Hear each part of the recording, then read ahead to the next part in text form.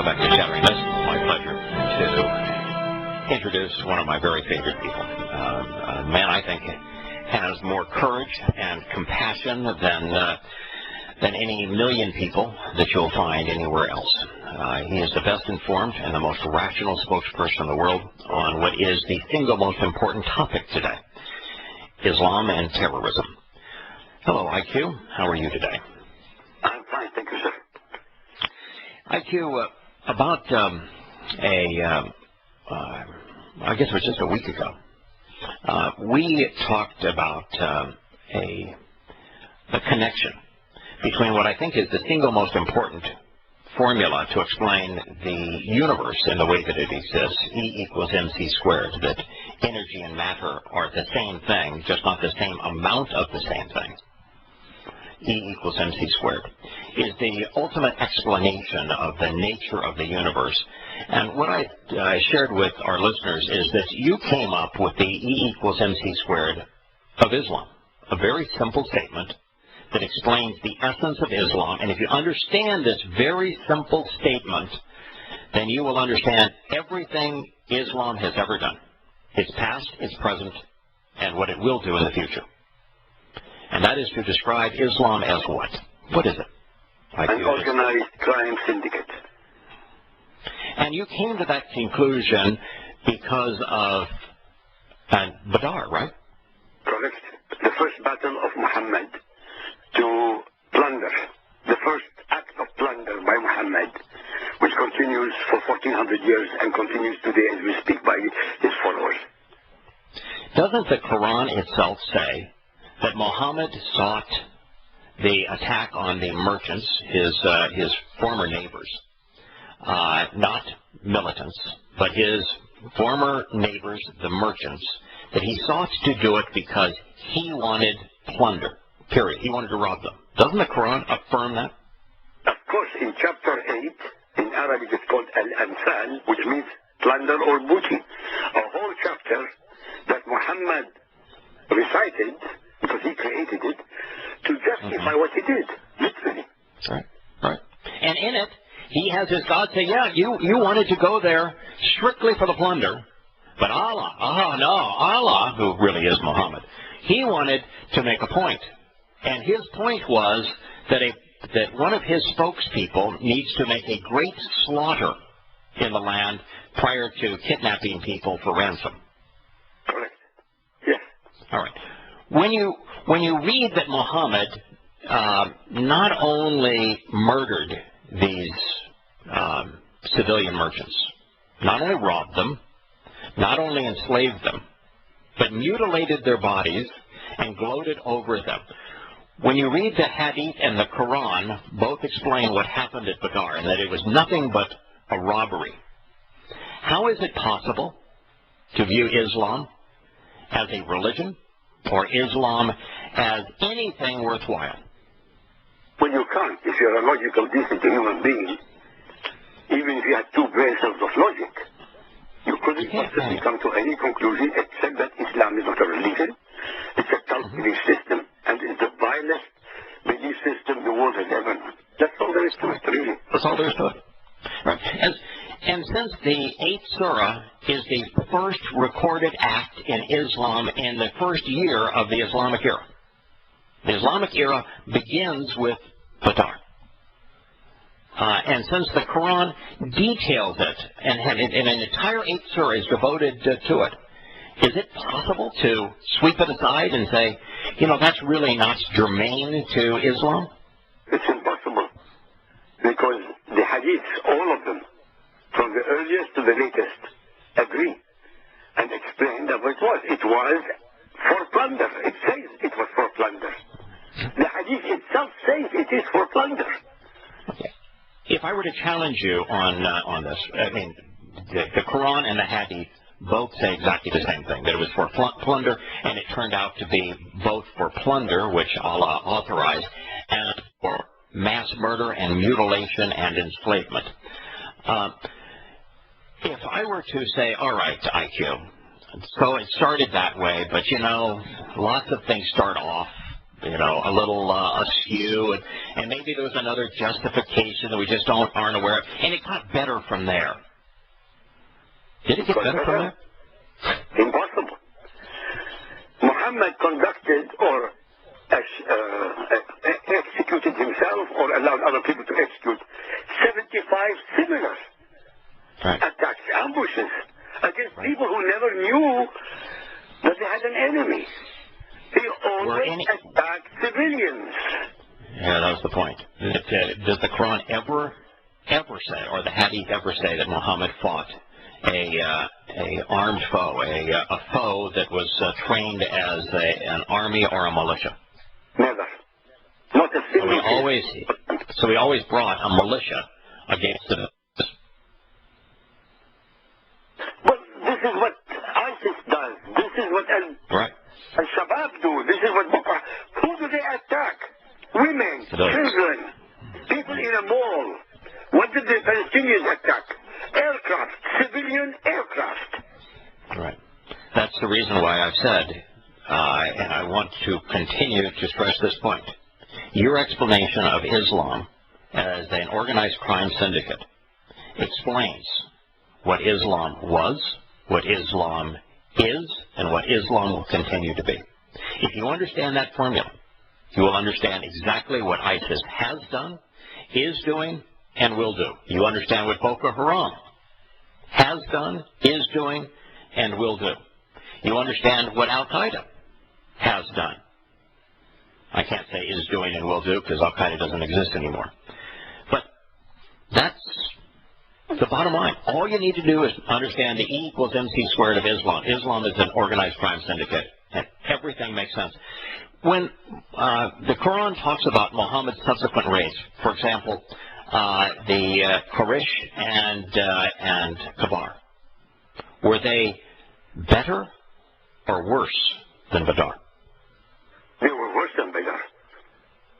Well, take an example in the Medina, the Qurayza tribe, Muhammad and his thugs murdered, literally slaughtered, butchered, depending on which hadith you want to hear, between 600 to 900 men and young boys of the Qurayza tribe. And I'm civilians, how did they murder them according to the oldest Islamic testimony? They dug a trench in Medina and chopped off their heads one at a time. In front of their daughters, their wives, and their sons. Children. Correct? Yes. Yeah. And it's recorded. I mean, we're not inventing these things. It is recorded in the hadith of Islam. And when Muhammad did that, didn't he pick the prettiest Jewish woman and rape her? Yeah, that's in Khaybar, Safiya. But he did it. He did it also. He did it in Qurayza. He did it 3 times. All 3 times that Muhammad murdered the men and enslaved the children. All 3 times. 3 times in a row that he does this act. Yes. All 3 times he picked the prettiest of the women and raped her. Correct. Yeah, I mean, the reason that you bring up Kabar, and I would agree that Kabar is the most lurid story. On Kabar, Muhammad is shown torturing the woman's husband, literally taking a iron, heating it up in the fire, and pushing it into the man's chest and twirling it around in his chest, so that he could find where their treasure was buried. And he murders this woman's father. And he enslaves this woman's children. And then Muhammad takes her away and rapes her. Yeah. But it was not the only time. According to the hadith, Muhammad had sex with 61 women. Some of them volunteered, but most of them were taken in and raped, literally raped. Right. After both are wrong. Aisha, at the age of 9, she was raped. Because at the age of 9, she's not of age of consent. She's not an adult. He raped her. And how old was Muhammad at the time? 53. Correct. That is correct. So rather than getting better, Islam simply devolved from Badar. And that being the case, IQ, how is it that anyone can find any fault with your explanation, your formula? Islam is an organized crime syndicate. Full stop. It's nothing more than that. Well, it's impossible for anyone to come against me. It's like anyone to come against you is impossible also. It's not because we are geniuses. It's because we studied the subject. We know more about Islam than any imam on planet Earth. And you know what? I don't think I'm exaggerating. No. You know, I would make I believe that you know more about Islam than any imam on earth, than any Muslim on earth.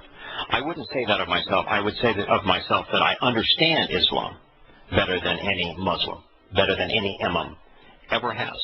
I understand the religion. I know it, and you do too. You know exactly what it is. Understanding is slightly different than knowing. You have to know to understand. But we know exactly who Muhammad was, based on his own words and deeds. We know exactly what Islam is. Islam should be put on trial. It should. We should, the humanity, we, Ummah al-Kuffar, the 80% of humanity who is not Muslim, we should put Islam on trial.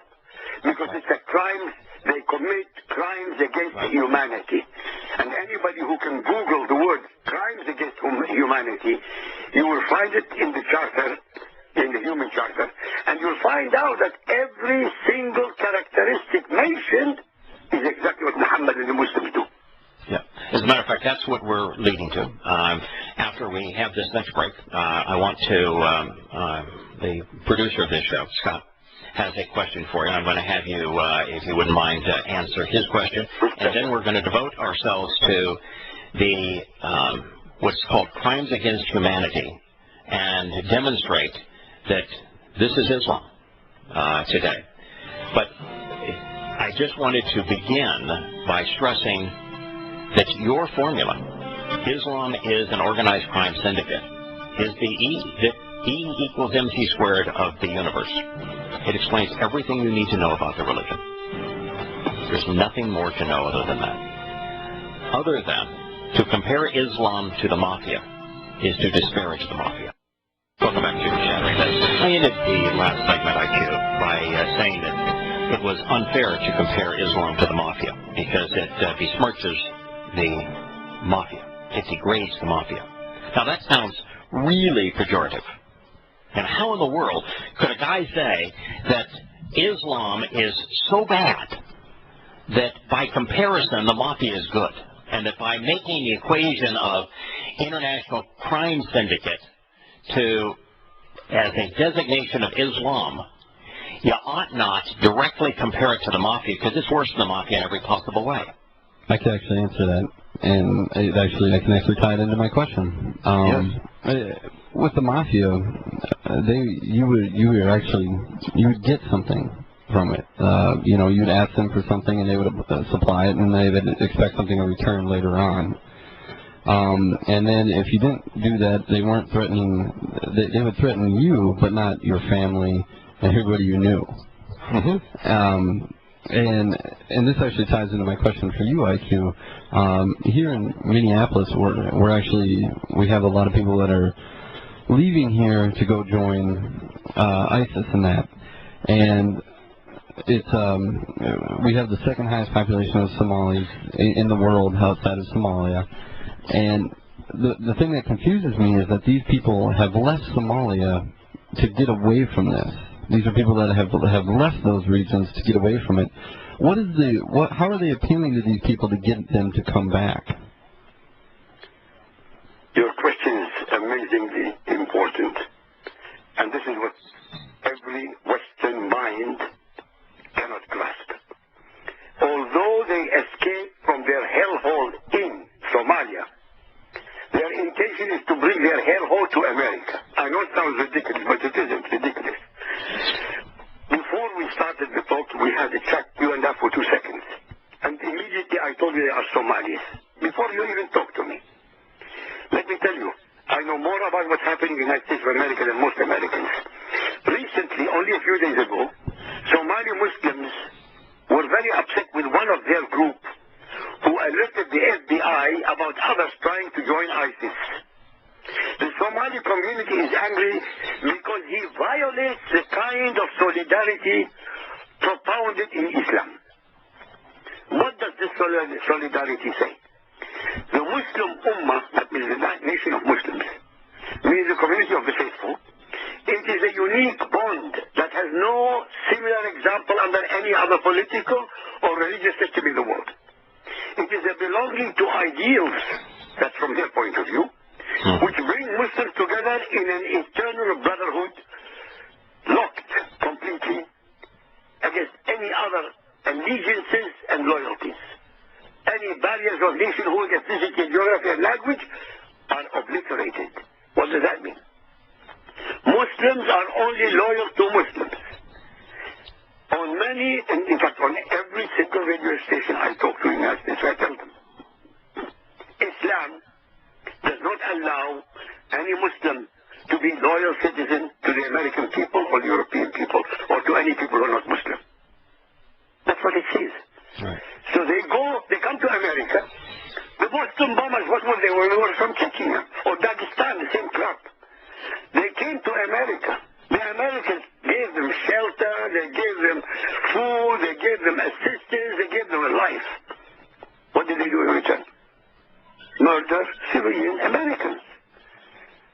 I know it is difficult for you to understand, but it shouldn't be difficult.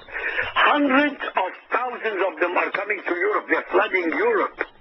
And the stupid European leaders are doing very little to stop them. What's happening in Germany? Germany's got 3 million Muslims. Not a single one of them can be loyal citizen. Not one.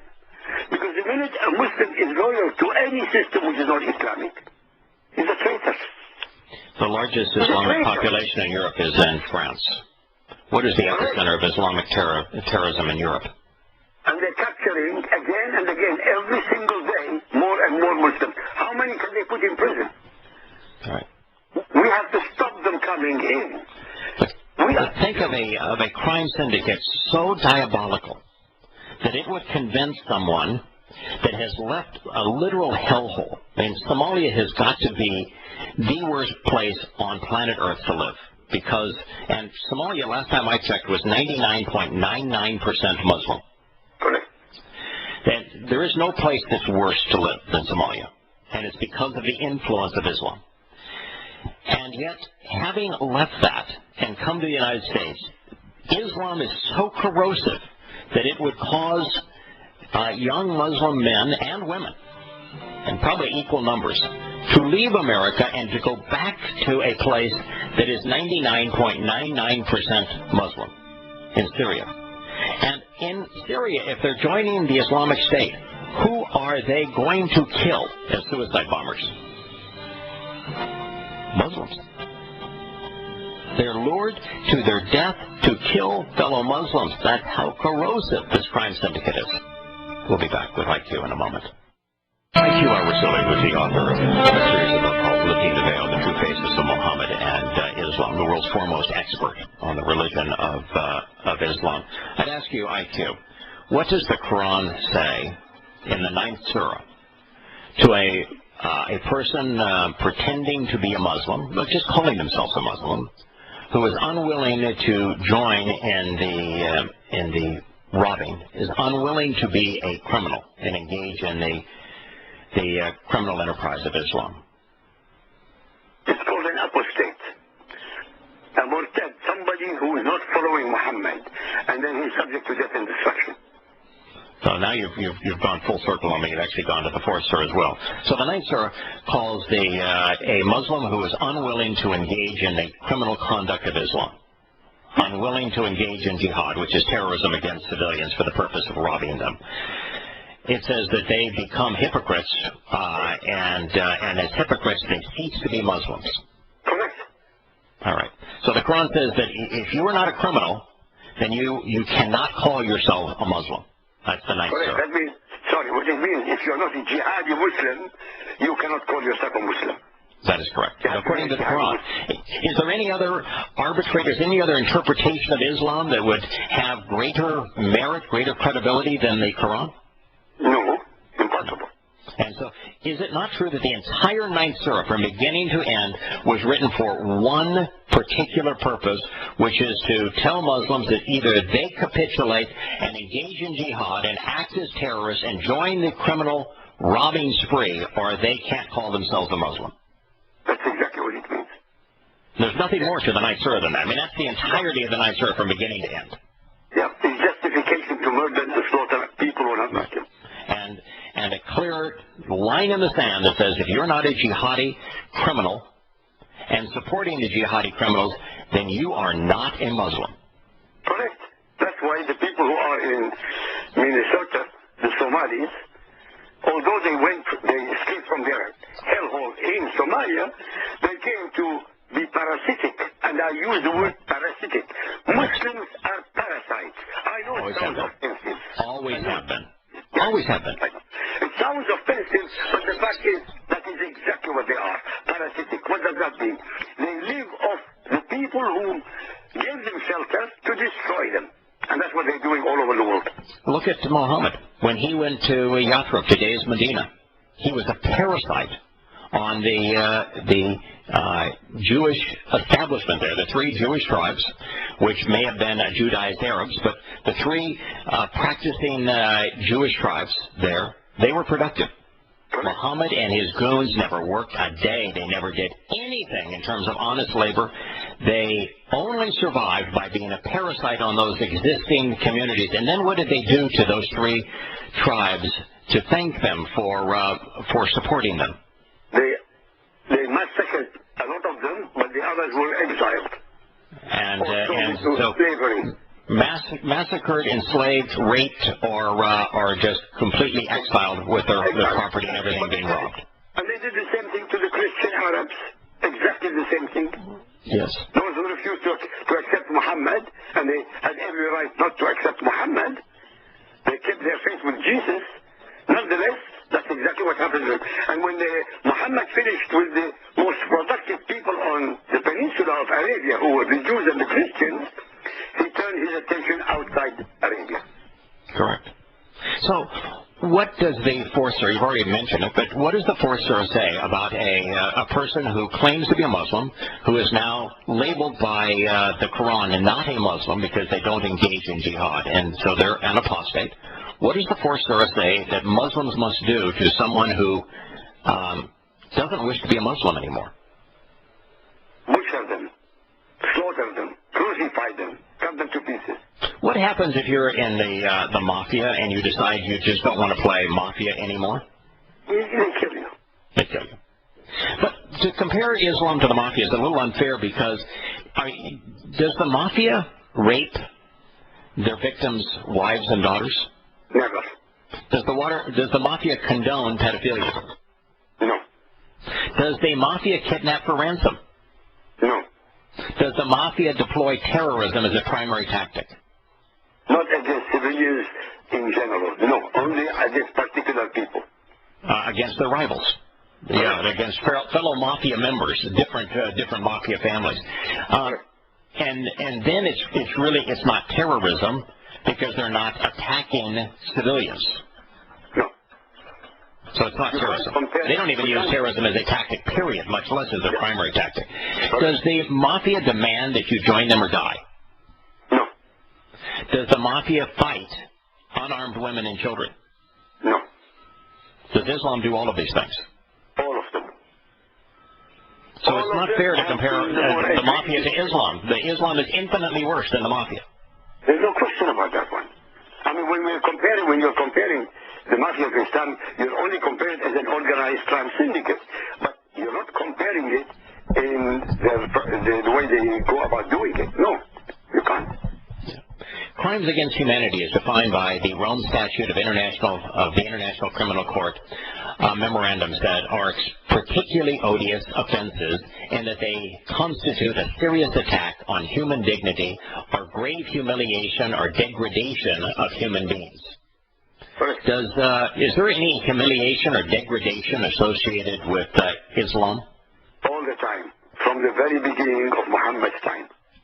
What does the Quran say about a person who doesn't want to capitulate to this demonic and depraved disease called Islam if they wish to maintain their current religion or political underpinning? They don't want to become a Muslim. What does the Quran say must be done to them? Well, here we have three categories, three choices.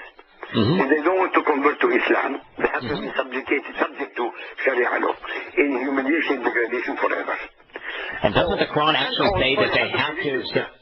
Doesn't the Quran actually say not only do they have to pay an onerous tax that deprives them of their wealth, so that they are robbed? Islam, after all, is parasitic. But doesn't it say that they have to surrender in abject humility and know that they have been subjugated? Chapter 9 at Torah, verse 29. Anybody who wants to check it is there. Right. It says absolute humility. They have to be degraded. So Islam is all about the degradation of human beings, isn't it? Correct.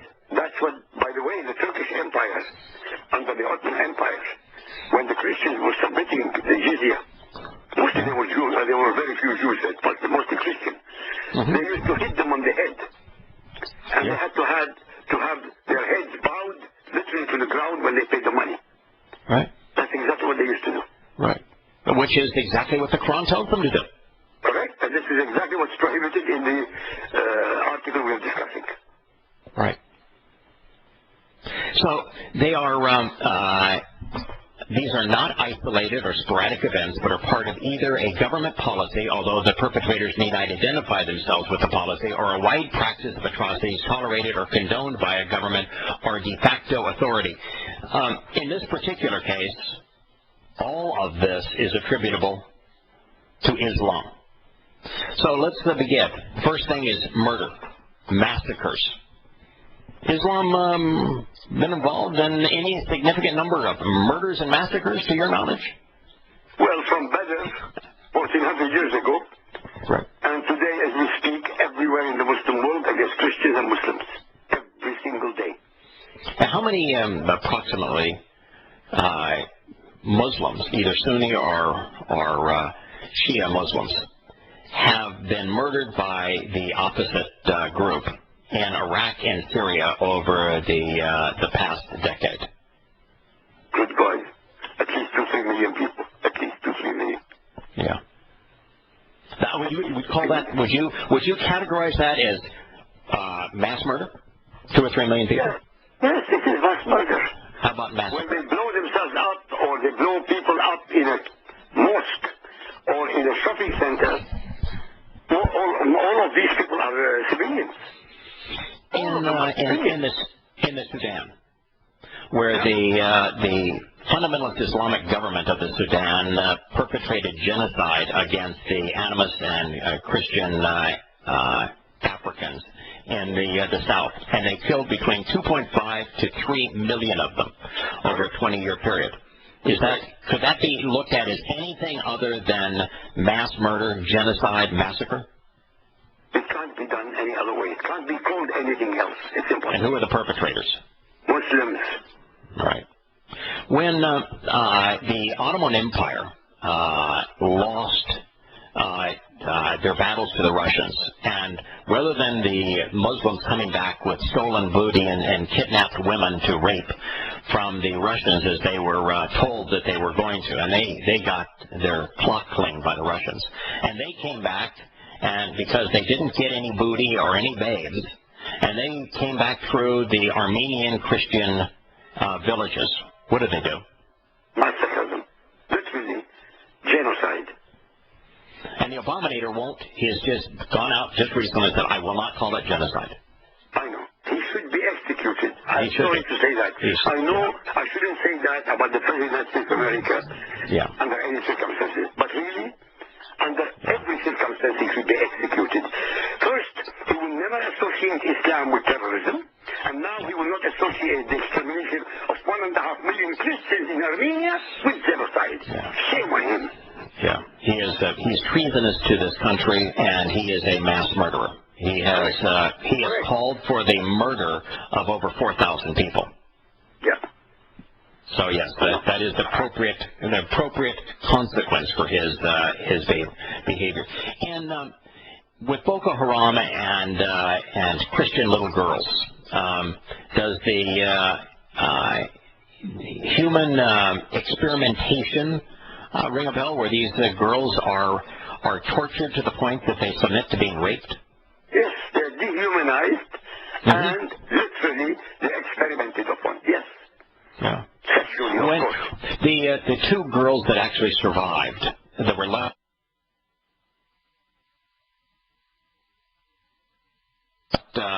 to die from their wounds in Nigeria as a direct result of the Boko Haram, who kidnapped now thousands of these little girls and using them as sex toys.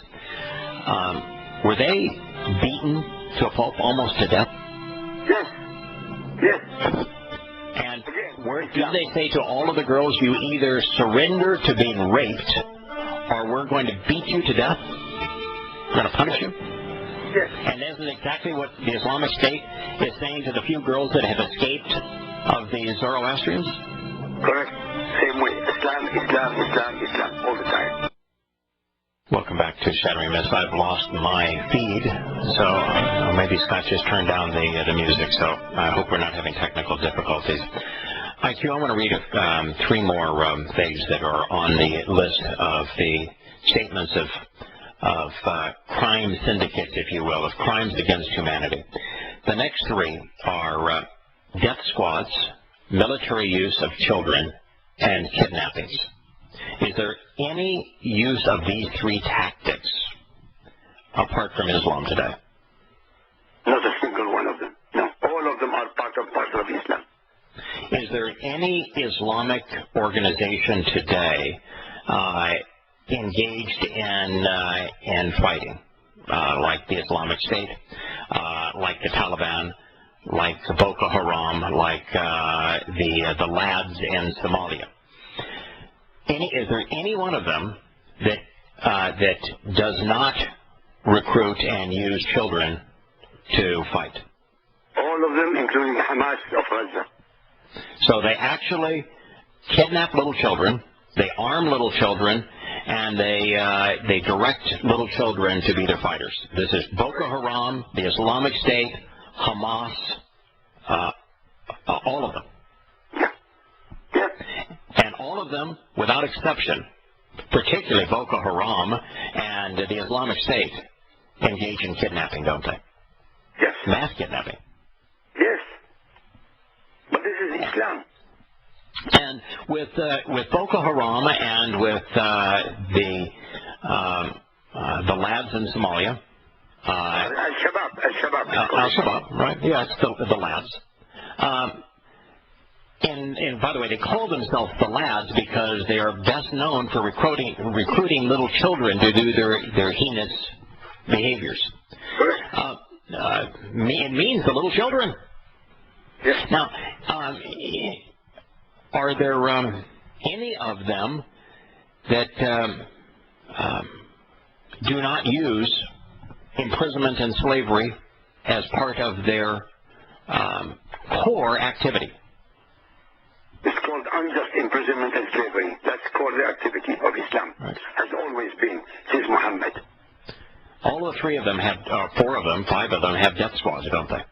Correct. So what we're describing here in terms of the most inhuman of all possible behaviors is the primary characteristics, the signature, if you will, of Islam. Of Muhammad, yes. Yeah, Muhammad and Islam. And has Islam ever been any different than using kidnappings, children in the military, extrajudicial punishments, human degradation, mass murder, massacres, and the slave trade? Has Islam ever been any different than that? Never. So, by the way, it continues as we speak, exactly the same. Right. It's the primary tactic of the Islamic State, of Boko Haram, of al-Shabaab, of Hamas, of all of these organizations. That is what they do. And why did they do it? IQ. By the way, before we can turn off, cannibalism, torture, rape, political, racial, and religious persecution. Cannibalism, we saw it in what's happening by the Muslims when they cut off the organs of their enemy and eat it raw. Al-Nusra. Television. Yeah, Al-Nusra and Syria. In Syria, yeah. Right. Do they racially profile? Racially profile who? They racially profile everybody. That's the entire massacre in the Darfur region shows that it's a racial profiling because they're fellow Muslims that they're killing. Absolutely. There's no And Arab Muslims kill Persian Muslims because Arab Muslims think they're superior to the Persian Muslims. It's racial profiling. And the Persian Muslims know that they are superior to the Arab Muslims. One of the things here says religious persecution. Doesn't religious persecution and Islam, aren't they like synonymous? They are synonymous. Of course they are synonymous. The most intolerant belief system the world has ever known is Islam. And torture and rape. 50% of humanity. Torture and rape. Every time a child escapes the Islamic State, every time a child escapes Boko Haram, don't they describe the brutal nature of the tortures they endured? Of course. When a woman gets free of a Saudi Arabian household, doesn't she explain how she was tortured by the royal family? They do, but nobody listens. No one seems to Especially the care. women of the West, the so-called liberated women of the West. They do nothing about what women in Islam, 750 million of them, suffer. They do nothing. Genital sexual mutilation of hundreds of millions of little Muslim girls. Yeah. This is a crime syndicate. IQ, you're a genius.